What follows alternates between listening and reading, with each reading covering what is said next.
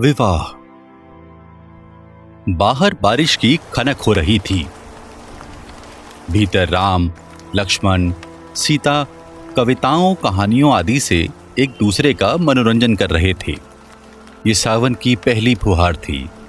पृथ्वी किसी नवयौवना की तरह महक उठी थी। हर फूल, हर डाली तैयार थी जीवन के एक नए रूप, नए श्रृंगार के लिए। इतने में किसी के जोर से दरवाजा खटखटाने की आवाज आई। तीनों चौंक उठे। इस वर्षा में, इस अंधकार में कौन हो सकता है? लक्ष्मण ने आगे बढ़कर दरवाजा खोल दिया। राम धनुष बाण के साथ सावधान हो गए। सीता ने दिए की बाती को और बढ़ा दिया। द्वार खुला तो सामने एक युवक जोड़ा कीचड़ से लथपथ पांव लिए पूरी तरह से भीगा उनके समक्ष खड़ा था।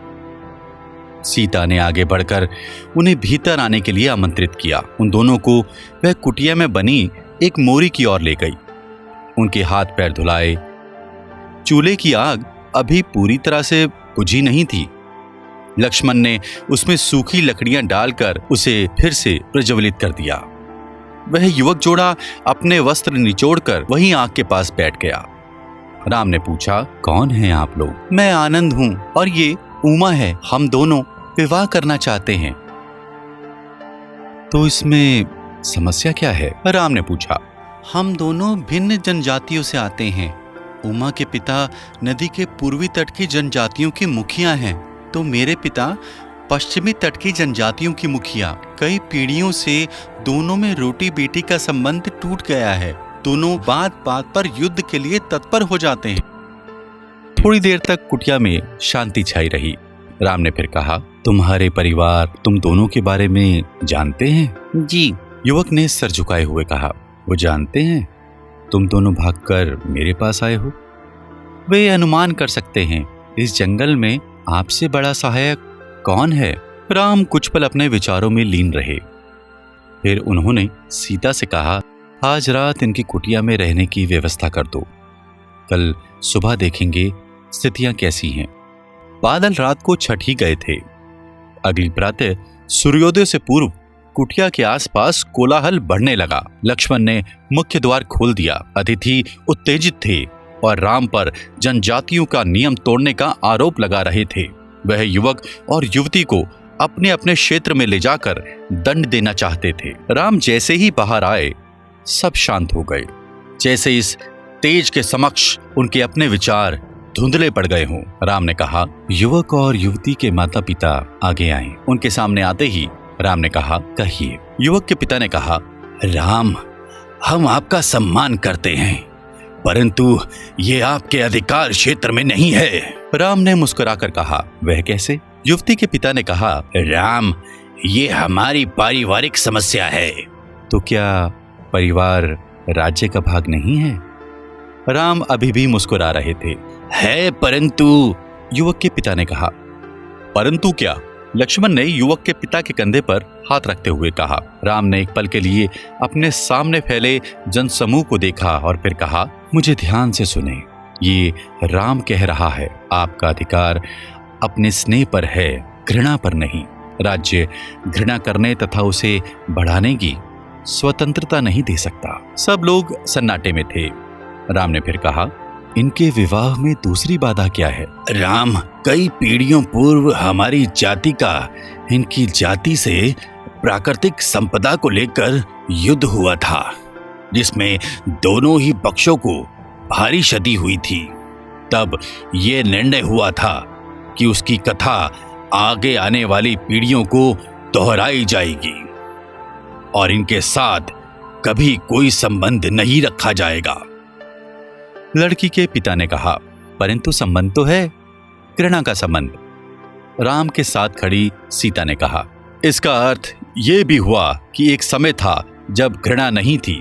लक्ष्मण ने राम के निकट खड़े होते हुए कहा, और जिसका जन्म हुआ है उसकी मृत्यु भी निश्चित है।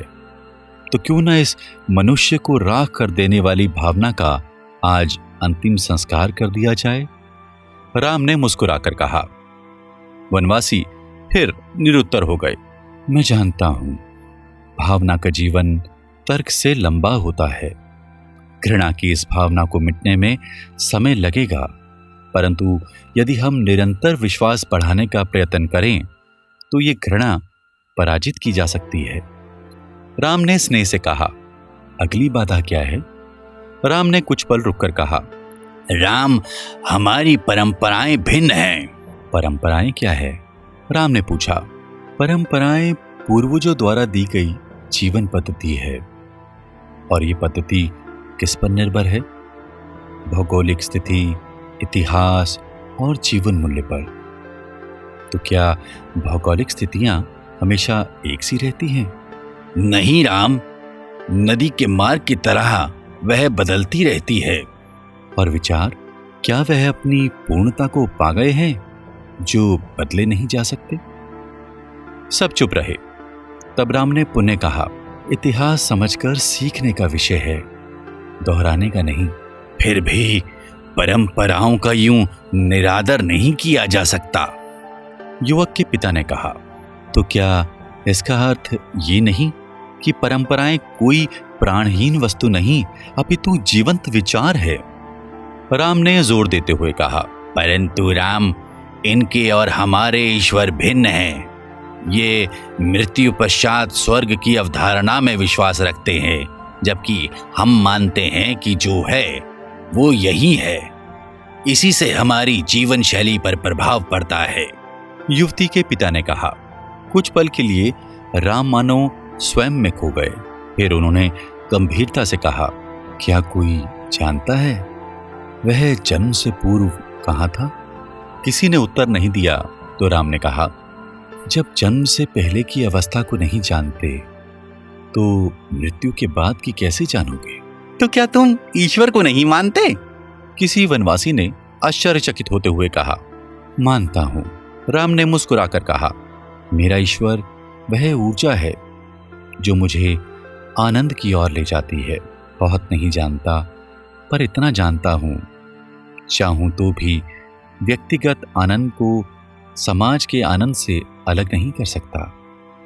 अकेला व्यक्ति निरर्थक है, परंतु यदि सब मिल जाएं तो एक शक्ति है, एक व्यवस्थापित कर सकने की, शांति पाने की, ज्ञान पाने की, और इस पृथ्वी से भी परे जाकर जीवन का अर्थ ढूंढने के क्रम की।